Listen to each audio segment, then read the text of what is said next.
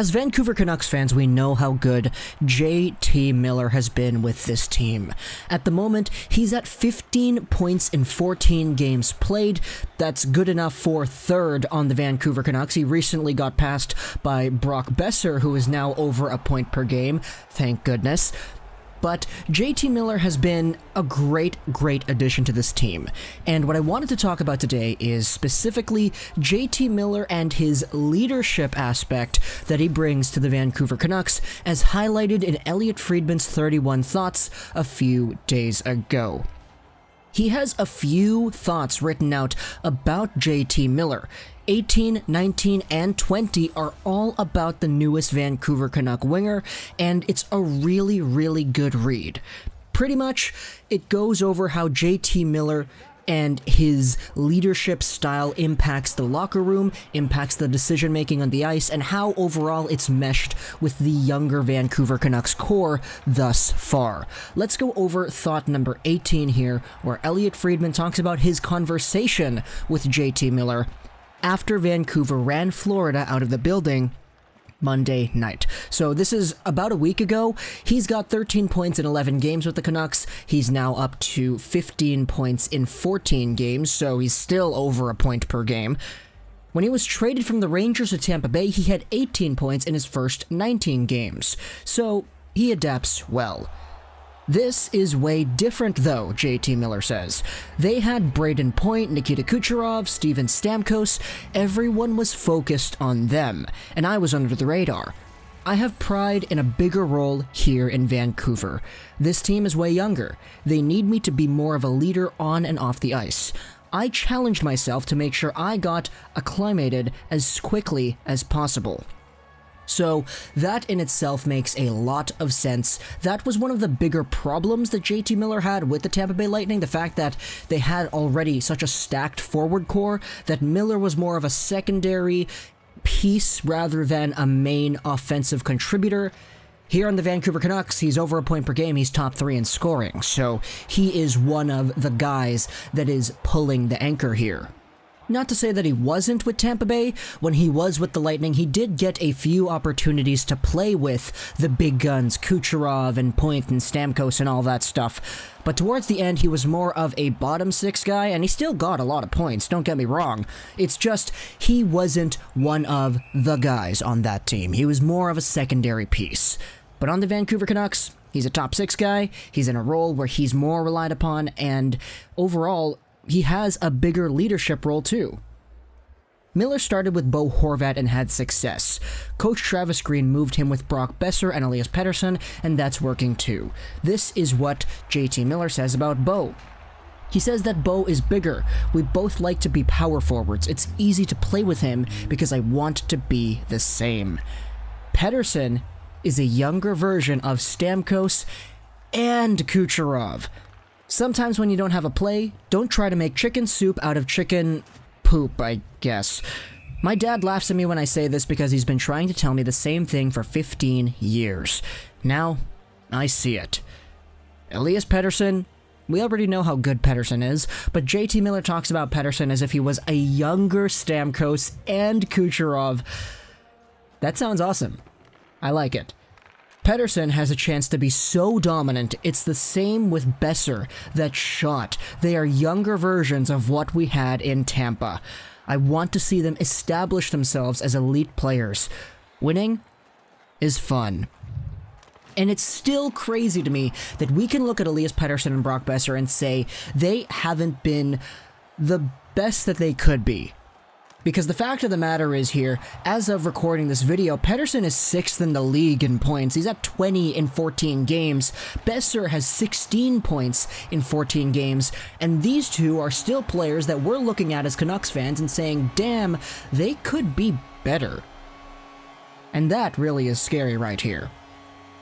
Going over to thought 19 here on Elliotte Friedman's 31 Thoughts, Miller said the biggest thing he's learned is to stay true to his own identity. It took a long time to figure out, but when I was younger and moved up to a higher line, I'd change my game to fit what I thought I needed to do or what the other line mates did. Now I don't tailor my game to the line I'm playing on. I bring my game to that line. There are times to make a play. There are times to be direct. That's the right way. So JT Miller here is talking about how when he was with the Tampa Bay top six, he was trying to become more like the elite offensive players. However, when he wasn't thrusted into that role, he would kind of mesh in more on the physical side, on the bottom six side of things. But Miller now has a consistent game that honestly he's been bringing to every single line. That includes offensive play driving, that includes digging up pucks in the boards, that includes a strong two-way defensive presence, that it really makes a good addition to whatever line he's on, and everybody can kind of see that. JT Miller has never missed the playoffs in his career. The moment he arrived in the NHL, he was in a room with some incredible gamers who expected a lot of him and themselves.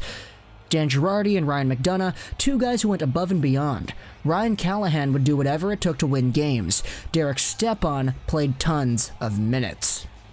So, JT Miller cites these guys and the Rangers as some of the bigger offensive leadership mentors for him in that department.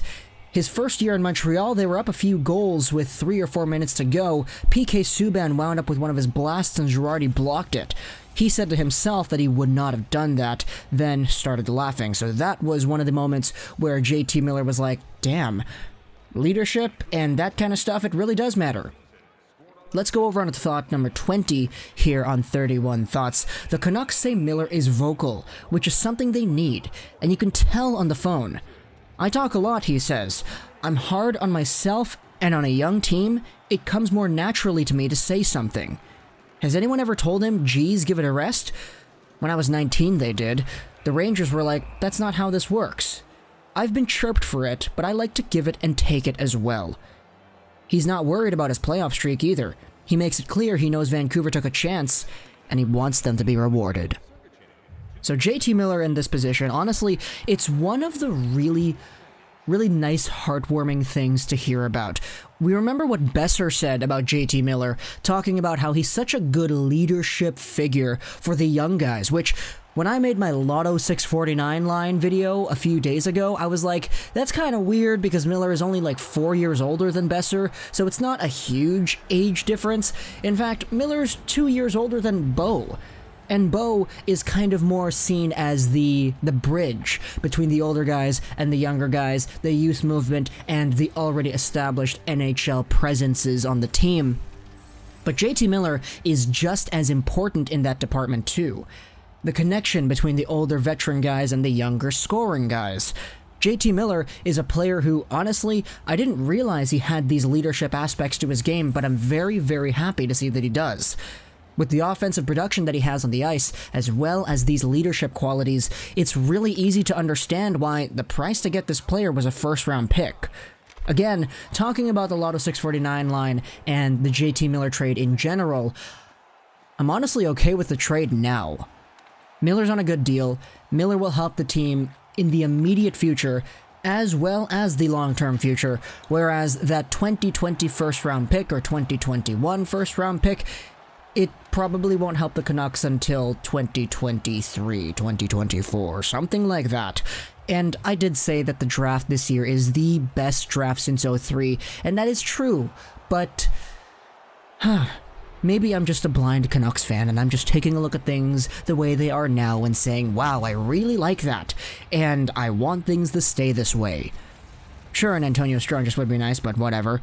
But hey, that's only if we make the playoffs, and JT Miller is a guy who has never missed the playoffs in his career, so luck is on our side, maybe not really too sure, but at the moment the Vancouver Canucks have been winning games. They are one of the better teams statistically speaking in the NHL, and they have some of the best point producers in the league too. So all in all, everything is coming together. I love seeing this team mesh, and I know everybody else does too. This city is absolutely thriving off of the Canucks hype right now. So comment down below what you think about this JT Miller thing. I didn't realize that his leadership qualities were so awesome on this team, but I'm very happy to hear about it, so I want to hear what you're thinking about it too. We just got to be thankful that Tampa Bay was already so good that they couldn't really afford to keep this player. Boy, Tampa. If we can become the next Tampa like Miller says that we could, that would be awesome. Hope you enjoyed this video. So that's 99. And bye.